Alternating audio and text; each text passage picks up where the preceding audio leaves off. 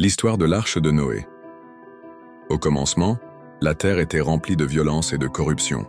Les hommes s'étaient détournés de Dieu pour suivre leurs propres pensées mauvaises.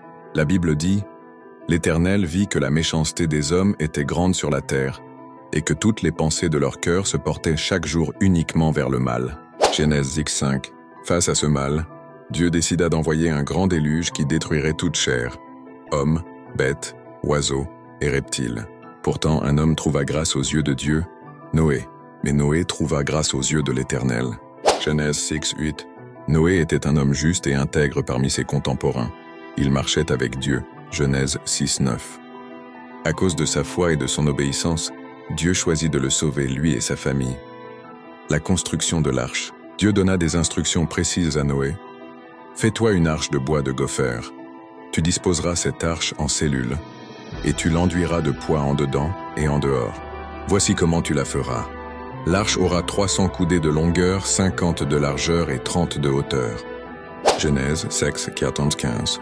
Noé devait aussi emmener avec lui un couple de chaque espèce animale, mâle et femelle, afin de préserver la vie. Pour les animaux purs, il devait en prendre 7 paires. Genèse 7:2-3. De même, il devait emporter des provisions pour nourrir sa famille et les animaux. La Bible souligne « Et ce que fit Noé, il se conforma à tout ce que Dieu lui avait commandé. » Genèse 6:22. Le déluge. Quand le temps arriva, Noé entra dans l'arche avec sa femme, ses 3 fils, Sem, Cham et Japheth, et leurs femmes. Les animaux montèrent aussi dans l'arche, comme Dieu l'avait ordonné. Alors, l'Éternel ferma la porte sur lui. Genèse 7:16. Le déluge s'abattit, les sources du grand abîme jaillirent, les écluses du ciel s'ouvrirent, et la pluie tomba durant 40 jours et 40 nuits. Les eaux montèrent jusqu'à couvrir les plus hautes montagnes. Toute créature qui respirait l'air mourut, il ne resta que Noé, et ceux qui étaient avec lui dans l'arche. Genèse 7:23. Les eaux submergèrent la terre pendant 150 jours. Dieu se souvient de Noé. Mais la Bible dit « Dieu se souvint de Noé ». Genèse 8:1. Un vent fit baisser les eaux, et l'arche se posa sur les montagnes d'Ararat. Noé lâcha un corbeau puis une colombe. La colombe revint d'abord sans avoir trouvé où se poser. Une semaine plus tard, elle rapporta une feuille d'olivier, signe que la vie renaissait. Enfin, envoyée une 3e fois, elle ne revint pas. La sortie de l'arche et l'alliance. Dieu ordonna alors à Noé et à sa famille de sortir, de même que les animaux pour repeupler la terre.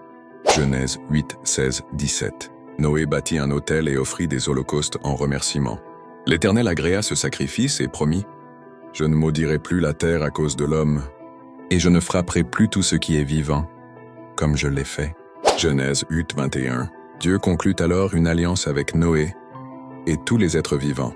Comme signe visible de cette promesse, il plaça dans le ciel l'arc-en-ciel. « J'ai placé mon arc dans la nue, et il servira de signe d'alliance entre moi et la terre. » Genèse 9:13. Le sens de l'histoire. L'histoire de l'arche de Noé n'est pas seulement un récit ancien de survie. Elle enseigne que Dieu est juste et qu'il juge le péché, mais aussi qu'il sauve et préserve ceux qui se confient en lui. Noé devint un exemple de foi et d'obéissance, et l'alliance de l'arc-en-ciel rappelle que Dieu se souvient toujours de ses promesses de vie et de miséricorde.